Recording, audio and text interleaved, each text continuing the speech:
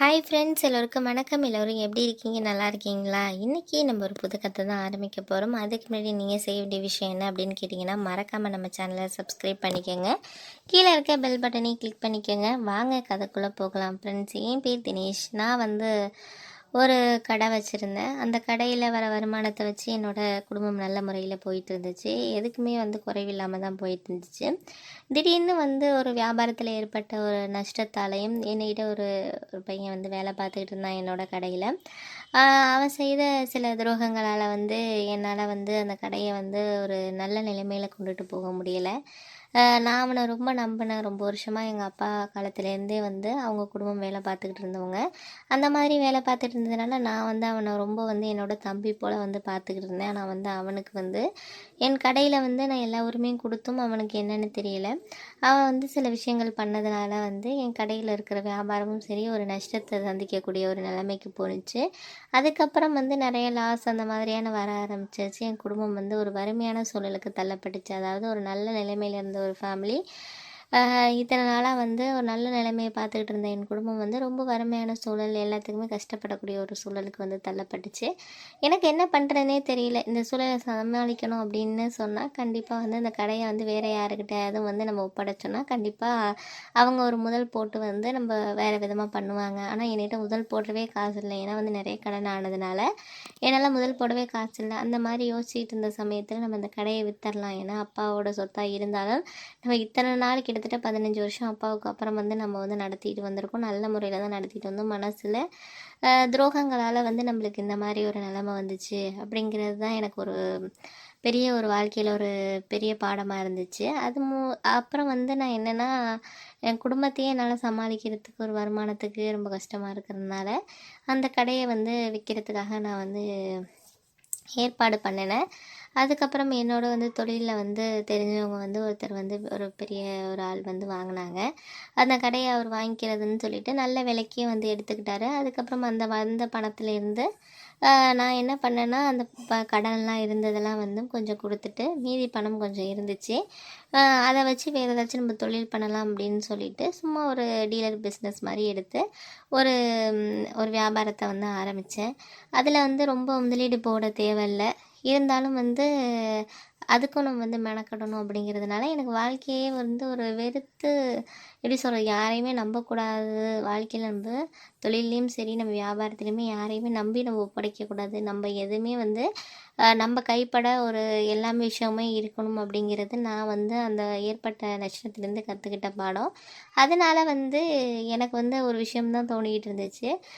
வாழ்க்கையில் நம்ம யாரை ரொம்ப நம்புகிறோமோ அவங்களால தான் நம்மளுக்கு வாழ்க்கையில் ஒரு பெரிய ஏமாற்றத்தை சந்திக்க முடியும் அப்படிங்கிறத அந்த ஒரு பாடம் எனக்கு கற்றுக் கொடுத்துச்சு. இருந்தாலும் அது இருந்த நிலைமைக்கு நம்மளால் ஆக முடியலன்னா இப்போ இருக்கிற ஒரு சூழலை சந்திக்கிறதுக்கு நம்ம கண்டிப்பாக கடுமையாக உழைக்கணும் அப்படிங்கிறது மட்டும் நல்லா தெரிஞ்சிச்சு. அதுக்கப்புறம் அந்த கடையிலே அந்த வியாபாரத்தையே கொஞ்சம் ஓரளவு பண்ணேன். என்னோடய மனைவியும் நான் எனக்கு நல்ல உதவியாக தான் இருந்தாங்க. ஏன் அப்படின்னா, என் மனைவி நான் காதல் திருமணம் பண்ணேன். அவங்க ரொம்ப வசதி இல்லாத ஒரு வீட்டிலேருந்து வந்திருந்தாலும் என் குடும்பத்தை அவங்க குடும்பம்னு நினச்சி எங்கள் அம்மா அப்பாவை ரொம்ப நல்ல முறையில் பார்த்துக்கிட்டாங்க. அப்பா இறந்துட்டாங்க, அம்மா மட்டும்தான். அதுக்கப்புறம் அவங்களும் வீட்டில் மாவு பிஸ்னஸ்ஸு அந்த மாதிரியெல்லாம் பண்ணுறது, அதில் வர வருமானத்தை வச்சு குடும்பத்தை ரன் பண்ணிக்கிட்டு இருந்தாங்க. நானும் இதில் கிடைக்கிற வருமானத்தை வச்சு நானும் ஒரு நல்ல முறையில் அதை செஞ்சுக்கிட்டு இருந்தேன். அப்போ அந்த சமயத்தில் என்னாச்சுன்னா, அம்மாவுக்கு என்னோடய தாய்க்கு உடம்பு முடியாமல் போணுச்சு. அவங்களுக்கு அம்மாவுக்கு உடம்பு முடியலைன்னோட அது அடுத்த ஒரு கஷ்டமாக இருந்துச்சு எனக்கு மனசு. ஏன்னா அப்பா இறந்துட்டாங்கங்கிறப்போ நம்ம அம்மாவை கண்டிப்பாக நல்லா பார்த்துக்கணும் அப்படிங்கிற ஒரு பொறுப்பு எனக்கு இருந்துச்சு. இப்போ அவங்களுக்கும் இப்படி ஆகுதே அப்படின்னு சொல்லிட்டு எனக்கு ரொம்ப மன வருத்தமாக இருந்துச்சு. இருந்தாலும் பரவாயில்ல, நம்ம சமாளித்து தான் ஆகணும்னு சொல்லிட்டு அவங்கள நல்ல ட்ரீட்மெண்ட் கொடுக்கறதுக்காக சில பணத்தை செலவழித்தேன். இருந்தாலும் அதில் எனக்கு ஒரு சந்தோஷம் கிடச்சிச்சு. பரவாயில்ல, நம்ம அப்பா போனாலும் நம்ம அம்மாவுக்கு ஏதோ ஓரளவு இந்த அளவுக்கு பண்ணுற அளவுக்குனாச்சும் நம்ம இருக்கிறோமே அப்படிங்கிற மாதிரியான ஒரு இது தான் இருந்துச்சு. சரி அப்படின்னு சொல்லிட்டு அம்மாவும் இறந்தாங்க. என்னால் அது அடுத்த இழப்பாக இருந்துச்சு. அதாவது கடை இழந்ததுக்கு அப்புறம் ஒரு வியாபாரம் இதெல்லாம் போனாலும் என்னோடய அம்மா ஒரு சப்போர்ட்டிவான ஒரு ஒரு பெண்ணுன்னு சொல்லலாம். எப்போதுமே தன் பையன் என்ன தான் ஒரு கஷ்டமான நிலைமையில் இருந்தாலும் பார்த்துக்கலாம்டா, நம்ம சமாளிக்கலாம், நீ அதெல்லாம் பற்றி கவலைப்படாத, நம்மலாம் என்ன வந்து உங்கள் அப்பாவோட நான் வந்து கல்யாணம் பண்ணிட்டு வந்தப்போ ஒன்றுமே இல்லை தான். ஆனால் இந்த அளவுக்கு ஒரு கடையை சம்பாரித்து வீடெல்லாம் வந்து உருவாக்கணும்னா நானும் அப்பாவும் சேர்ந்து ஓரளவு இரவு புகழாக உழைச்சி பண்ணி செஞ்சதுனால இந்த அளவுக்கு வந்துச்சு. நீ அதனால் வந்து எதையும் பற்றி மனசை போட்டு குழப்பிக்காத, எல்லாம் வந்து சமாளிக்க தான் பிறந்திருக்கோம். உலகமே வந்து நம்மளுக்கு ஒரு போட்டியான ஒரு விஷயம் தான்டா. அதனால் வந்து எதையும் நீ பற்றி நினைக்காத, நமக்கு கண்டிப்பாக உழைப்பு இருக்குது, நம்ம வந்து கண்டிப்பாக ஜெயிப்போம் அப்படிங்கிற விஷயத்த அம்மா அடிக்கடி என்கிட்ட சொல்லிகிட்டு இருப்பாங்க. அம்மா இறந்ததுக்கு அப்புறம் வந்து எனக்கு வந்து கடையும் போயிட்டு அம்மாவும் அடுத்தது இறந்துட்டாங்கங்கிறப்போ எனக்கு வாழ்க்கையே ஒரு வெறுமையாக இருந்துச்சு. அதனால் வந்து என்ன நான் யோசித்தேன்னா, அந்த இடத்துல நம்ம இருக்க வேணாம், அந்த ஊரில் இருக்க வேணாம். ஏன்னா தொழிலையும் வந்து நஷ்டம், அதுக்கப்புறம் அம்மாவும் இறந்துட்டாங்கங்கிறப்போ நம்ம வேறு ஊரை தேடி வேலைக்கு போகலாம் அப்படின்னு சொல்லிட்டு அந்த இருந்த வீடு எங்களோட சொந்த வீடு தான். இருந்தாலும் அதை வாடகைக்கு விட்டுட்டு அந்த பணத்தில் வந்து நம்ம வந்து ஏதாச்சும் வீட்டு செலவுக்கு அந்த வர்ற பணத்தை வச்சுக்கலாம், இல்லை வேறு ஊருக்கு போகிற ஊரில் வந்து வாடகைக்கு விட்டுக்கலாம் அப்படின்னு சொல்லிட்டு அந்த ஒரு எண்ணத்தில் தான் வந்து நான் வந்து இருந்தேன். அதனால் என் மனைவிக்கிட்ட அந்த விஷயத்த சொன்னதுக்கப்புறம் அவளும் வந்து சரி அப்படின்னு சொல்லிட்டு அவளும் சொன்னான். அதுக்கப்புறம் சரி அப்படின்னு சொல்லிட்டு அந்த வீட்டை வாடகைக்கு விட்டுட்டு நாங்கள் எங்கள் ஊர்லேருந்து அந்த ஊர்லேருந்து ஒரு 10 கிலோமீட்டர் தொலைவில் ஒரு ஊரில் போயிட்டு வியாபாரம் பண்ணுறதுக்காக சில விஷயங்கள்லாம் பண்ணோம். அதுக்கப்புறம் என்ன நடந்துச்சுங்கிறத நான் அடுத்த பாட்டில் உங்ககிட்ட சொல்கிறேன் ஃப்ரெண்ட்ஸ். ஹாய் ஃப்ரெண்ட்ஸ், எல்லோருக்கும் வணக்கம். எல்லோரும் எப்படி இருக்கீங்க? நல்லா இருக்கீங்களா? இன்றைக்கி அடுத்த பாட்டு தான் பார்க்க போகிறோம். அதுக்கு முன்னாடி நீங்கள் செய்ய வேண்டிய விஷயம் என்ன அப்படின்னு கேட்டிங்கன்னா, நம்ம சேனலில் நீங்கள் முதல் முறையாக பார்க்குறவங்களா இருந்தீங்கன்னா கண்டிப்பாக மறக்காமல் சேனலை சப்ஸ்கிரைப் பண்ணுங்கள் ஃப்ரெண்ட்ஸ். அதுக்கப்புறம் முக்கியமான விஷயம் என்ன அப்படின்னு கேட்டிங்கன்னா, வீடியோவை ஸ்கிப் பண்ணாமல் கதையை முழுசாக கேளுங்க. அப்போ தான் வந்து கதையோட தன்மையை நீங்கள் புரிஞ்சுக்க முடியும். வாங்க கதைக்குள்ளே போகலாம். நாங்கள் அந்த ஊருக்கு போனதுக்கப்புறம் எங்களுக்கு அந்த ஊர் ரொம்ப பிடிச்சிருந்துச்சு. இங்கே உள்ள பக்கத்தில் உள்ளவங்கலாம் நல்லபடியாகவே பழகினாங்க. ஏன் அப்படின்னா, ஒரு ஊரை விட்டு இன்னொரு ஊருக்கு போகிறோம் அப்படின்னு சொன்னால் நம்மளோட எல்லா சூழ்நிலைகளும் மாறும். அப்படிங்கிறப்போ நம்ம பிறந்து வளர்ந்த ஊரை விட்டுட்டு ஒரு ஊருக்கு போகிறோம் அப்படின்னா ரொம்ப கஷ்டமான அனுபவமாக தான் இருந்துச்சு. எனக்கு வந்து என்ன பண்ண போகிறோம், என்ன செய்ய போகிறோங்கிற ஒரு மனக்கலக்கத்தில் தான் போனேன். ஆனால் பரவாயில்ல, அங்கே உள்ளவங்களாம் என்னோட நல்லா பழகினாங்க. அந்த இடத்துல நான் வந்து கடை வச்சேன். சும்மா ஒரு பாத்திரம் இந்த மாதிரியெல்லாம் வந்து மொத்தமாக வாங்காமல் ஒரு சில்லறையாக விற்கிறக்கூடிய ஒரு கடை. அதுக்கப்புறம் அதிலே 2-3 பொருட்கள் விற்கிற மாதிரி அந்த மாதிரி தான் நான் வந்து அந்த கடையை வந்து செட் பண்ணியிருந்தேன். அதுக்கு பக்கத்திலே வாடகைக்கு இருக்கிற மாதிரி ஒரு வீடையும் வந்து நாங்கள் எடுத்திருந்தோம். எங்கள் வாழ்க்கை ஒரு நல்ல ஒரு வாழ்க்கையாக தான் போயிருந்துச்சு. ஏன்னா வர வருமானத்தை வச்சு ஏதோ குடும்பம் ஓடிட்டு இருந்துச்சு. என்னோட மனைவியும் வந்து அவள் வந்து டைலரிங் அந்த மாதிரிலாம் பண்ணுறது, மாவு விற்கிற பிஸ்னஸ் அங்கேயும் செஞ்சேன். ஓரளவு அதில் வர வருமானத்தை வச்சு குடும்பம் ஓடிக்கிட்டு இருந்துச்சு. அந்த சமயத்தில் என்னாச்சுன்னா, நான் வந்து இருந்த வீட்டுக்கு பக்கத்தில் வந்து ஒருத்தவங்க வேலை பார்க்குறதுக்காக வந்து வந்துக்கிட்டு இருந்தாங்க.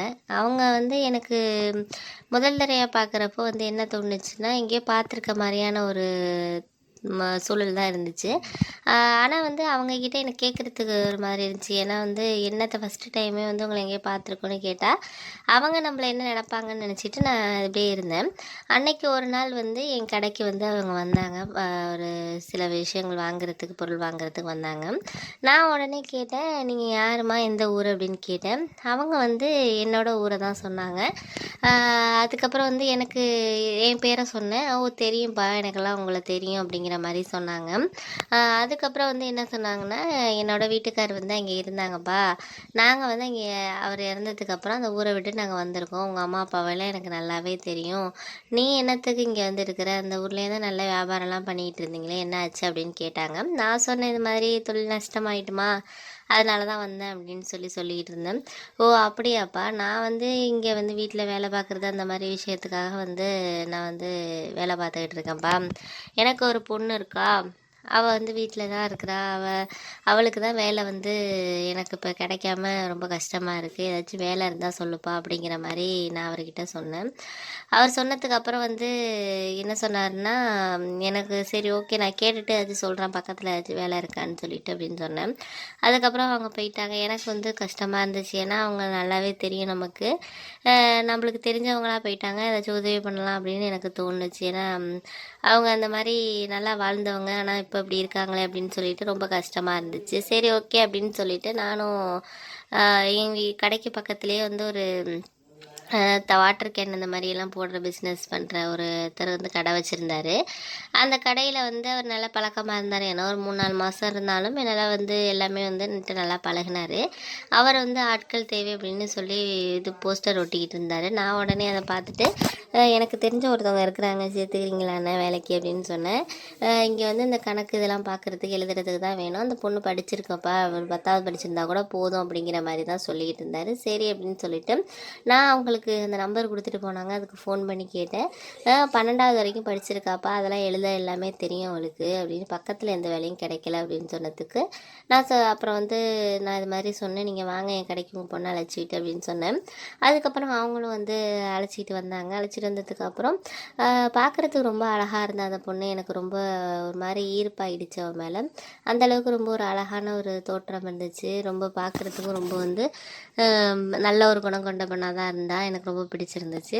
அதுக்கப்புறம் உனக்கு தான் வேலையாம்மா அப்படின்னு சொல்லி கேட்டேன். ஆமாம் ஆமாம் அப்படின்னு சொல்லி சொன்னான். சரி அப்படின்னு சொல்லிட்டு அந்த பக்கத்தில் இருந்த கடை அண்ணன்ட்ட போயிட்டு நான் வந்து அறிமுகப்படுத்தி வச்சேன். இவங்க தான் அந்த வேலைக்கு வந்திருக்கவங்க, பார்த்துக்குங்கண்ணே அப்படின்னு, வேணா வேலைக்கு சேர்த்துக்குங்க அப்படின்னு சொன்னேன். சரிப்பா நீ சொன்னால் சரியாக தான் இருக்கும் அப்படின்னு சொல்லிட்டு அவரும் வந்து வேலைக்கு வந்து சேர்த்துக்கிட்டாரு. அவனுக்கு 6000 ரூபா சம்பளம்ப்பா அப்படிங்கிற மாதிரி சொல்லியிருந்தாரு.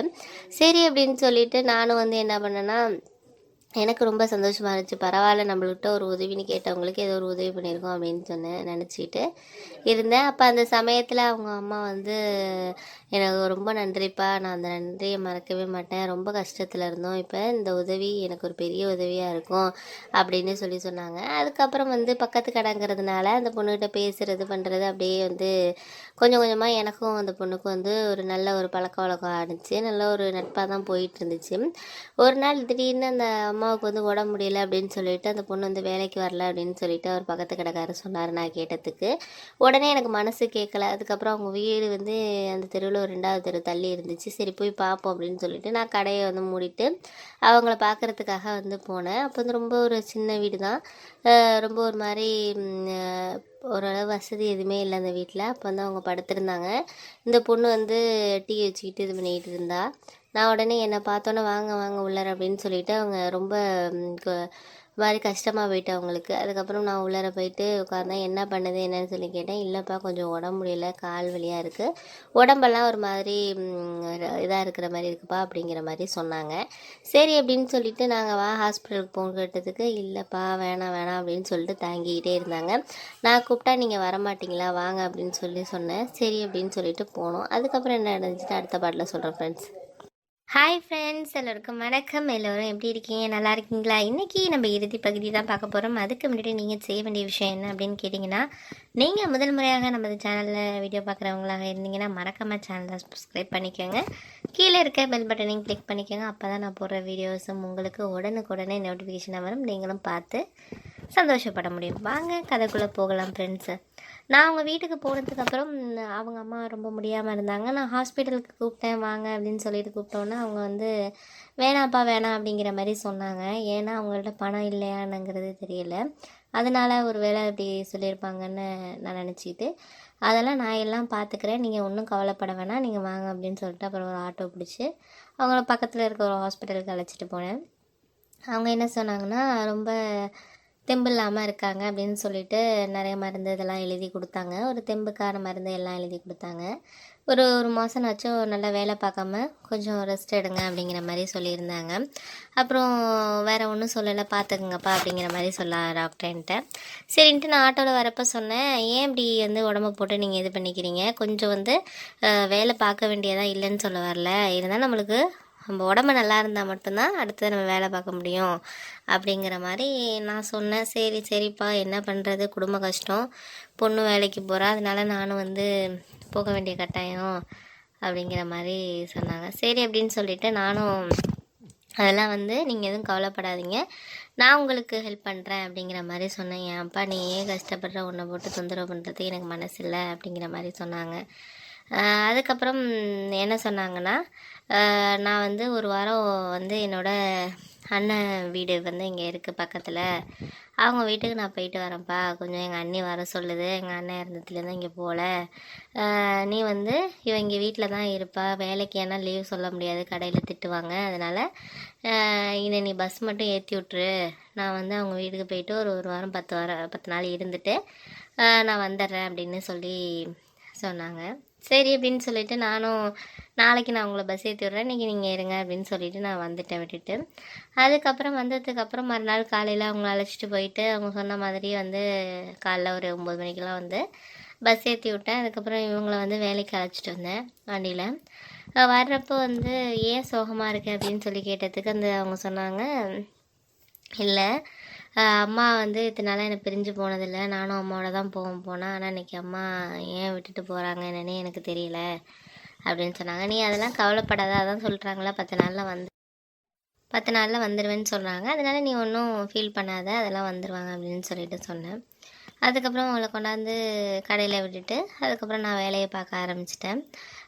அப்புறம் வந்து கொஞ்சம் நேரம் கழித்து மத்தியானத்துக்கு மேலே வந்து சரி கடையில் என்ன பண்ணிகிட்டு இருக்கா என்னென்னு பார்ப்போம் அப்படிங்கிறதுக்காக நான் போனேன் கடைக்கு. அவங்க சொன்னார், அந்த அண்ணன் சொன்னார், இல்லைப்பா வீட்டுக்கு போயிடுச்சு அந்த பொண்ணு மத்தியானத்தோடையே அப்படின்னு சொல்லி சொன்னாங்க. எனக்கு ஒன்றுமே புரியலையே, காலையில் நல்லா தானே இருந்தால் என்னாச்சு அப்படின்னு சொல்லிட்டு அப்புறம் அப்புறம் நான் வீட்டுக்கு சரி நம்ம போய் பார்ப்போம் அப்படின்னு சொல்லிட்டு பைக் எடுத்துகிட்டு போயிருந்தப்ப வீட்டில் வேலை பார்த்துக்கிட்டு இருந்தா. நான் சொன்னேன், எதுக்கு நீ ஆஃப் டேயோடு வந்து என்னாச்சு, ஆச்சும் உடம்புக்கு முடியலையா அப்படின்னு சொல்லி சொன்னேன். இல்லை எனக்கு கொஞ்சம் மனசு கஷ்டமாக இருக்கிற மாதிரி இருந்துச்சு, அதனால் வந்து எனக்கு வேலை பார்க்க தோணலை, அதனால் வந்து கொஞ்சம் நம்ம வீட்டுக்கு வந்து கொஞ்சம் ரிலாக்ஸாக இருக்கணும்னு தோணுச்சு, அதனால தான் வந்தேன் அப்படின்னு சொல்லி சொன்னேன். அதுக்கு நான் சொன்னேன், அதை என்கிட்ட சொல்லிட்டு வந்திருக்கனால நான் கொண்டாந்து விட்டுருப்பேன்ல, இந்த வெயிலில் நடந்து வந்திருக்கே அப்படின்னு சொல்லி சொன்னேன். எனக்கு வந்து நடக்கிறது ஒன்றும் புதுசு இல்லை, வாழ்க்கை ஃபுல்லாகவே இந்த மாதிரி கஷ்டம் தானே அப்படின்னு பேசிக்கிட்டு இருந்தேன். அதுக்கப்புறம் வந்து என் ஃபேமிலியை பற்றிலாம் பேசிகிட்டு இருந்தப்போ எல்லாத்தையும் சொன்னேன். இது மாதிரி இவ்வளோ நல்லா இருந்து இப்போ நீங்கள் ஏழ்மை ஆகிட்டீங்களா, எங்களை மாதிரி தானே நீங்களும் அப்படின்னு சொல்லி சொன்னான். ஆமாம், எப்போ மனுஷனுக்கு வந்து வளரும் தளரும்னு சொல்ல முடியாது, ஒரு நேரம் நல்லா இருந்துச்சுன்னா நம்ம கண்டிப்பாக எட்டாத ஒரு உயரத்துக்கு நல்லா வந்து வசதியாக இருப்போம். அதே வந்து நம்மளுக்கு ஒரு சரியில்லை ஏதோ ஒரு விஷயம் அப்படின்னா திடீர்னு நம்ம வந்து எல்லாமே வந்து நம்ம கையை விட்டு போன மாதிரி இருக்கும். அது வந்து ஒரு புதுசு கிடையாதுல்ல, எல்லாருக்கும் நடக்கிற விஷயந்தான் அப்படின்னு சொல்லி பேசிக்கிட்டு இருந்தோம். அந்த சமயத்தில் வந்து என்ன ஆச்சுன்னா, என்னையும் அறியாமல் நாங்கள் 2 பேரும் வந்து ஒரு உறவில் இருந்தோம். ஏன் அப்படின்னா இத்தனை நாளாக எனக்கு அவன் மேலே வந்து அந்த மாதிரியான ஒரு ஆசை இருக்கிறத வந்து நான் அந்த நேரத்தில் தான் வெளிப்படுத்தினேன். அந்த நேரத்தை எனக்கு ஏற்ற மாதிரி நான் பயன்படுத்திக்கிட்டேன் அப்படின்னு தான் சொல்லணும். அவளும் வந்து ரொம்ப சந்தோஷமாக தான் அதை ஏற்றுக்கிட்டா. 2 பேரும் வந்து ஒரு கணவன் மனைவியாக வந்து சந்தோஷமாக இருந்தோம் அந்த நேரத்தில். அதுக்கப்புறம் அவளுக்கும் என்னை ரொம்ப பிடிச்சிருந்துச்சு, எனக்கும் ரொம்ப பிடிச்சிருந்துச்சு. என்னதான் இருந்தாலும் எனக்கு வந்து ஒரு மாதிரி கஷ்டமாக இருந்தாலும் எனக்கு அவளோட அந்த நேரத்தில் இருந்தது ரொம்ப சந்தோஷமாக இருந்துச்சு. அதுக்கப்புறம் எங்களுக்குள்ள அந்த உறவு வந்து தொடர்ந்துட்டு தான் இருந்துச்சு. தினமும் அவளை கொண்டு விடுறது, அழைச்சிட்டு வர்றது, அந்த மாதிரி நைட்டில் கடையில் வேலை இருக்குதுன்னு சொல்லிட்டு நான் அவளோட சந்தோஷமாக தான் இருந்துக்கிட்டு இருந்தேன். அதுக்கப்புறம் அந்த ஒரு விஷயம் நடந்துச்சு. என்ன அப்படின்னா, அவங்க அம்மாவுக்கு எங்களோட விஷயம் தெரிஞ்சு போயிடுச்சு. அதுக்கப்புறம் வந்து அவங்க வந்து என்னோட பேசக்கூடாது, கடைக்கு வேலை போகக்கூடாது அப்படின்னு சொல்லிட்டாங்க. அதனால அவளும் என்கிட்ட பேசுகிறது கிடையாது, நானும் அவளை தொந்தரவு பண்ணுறது கிடையாது. ஏன்னா அவங்க என்னை கூப்பிட்டு பேசிட்டாங்க, இனிமேல் வந்து என் பொண்ணுக்கிட்ட பேசுகிற வேலையெல்லாம் வச்சுக்காதப்பா அப்படிங்கிற மாதிரி பேசிட்டாங்க. அதுக்கப்புறம் எனக்கு அவளை தொந்தரவு பண்ணணும்னு தோணலை. இருந்தாலும் எனக்கு அவளோட அந்த இருந்த உறவில் இருந்த நாட்கள்லாம் ரொம்ப மறக்க முடியாத நாட்கள், ரொம்ப சந்தோஷமாக இருந்தேன். அந்த நாட்கள் என்னோடய லைஃப்பில் வந்து ரொம்ப ஒரு அமைதியான ஒரு சுகமான நாட்கள் அப்படின்னு தான் சொல்லணும். அந்தளவுக்கு ரொம்ப சந்தோஷமாக இருந்துச்சு அந்த நாட்கள். அந்த மாதிரி ஒரு நாட்களை இப்போயும் நினச்சி பார்த்தா எனக்கு ரொம்ப சந்தோஷமாக தான் இருக்கும். இப்போ அவள் வேறு ஊருக்கு போயிட்டா. என்னோடய வாழ்க்கை வந்து என் குழந்தைங்க, நான், என் கடை, என் ஒய்ஃபு இப்படி போயிட்டுருக்கு. இருந்தாலும் எப்போயாச்சும் அவளை பற்றி நான் நினச்சி பார்க்குறப்போ அவளோட அந்த இருந்த நாட்கள், சந்தோஷமாக இருந்த அந்த நாட்கள் வந்து எனக்கு எப்போதுமே மனசுக்கு வந்துட்டு போயிட்டுருக்கும். இந்த கதை உங்களுக்கு பிடிச்சிருந்துச்சுன்னா கதையை மறக்காமல் லைக் பண்ணிவிடுங்க, சேனலை சப்ஸ்கிரைப் பண்ணிடுங்க ஃப்ரெண்ட்ஸ்.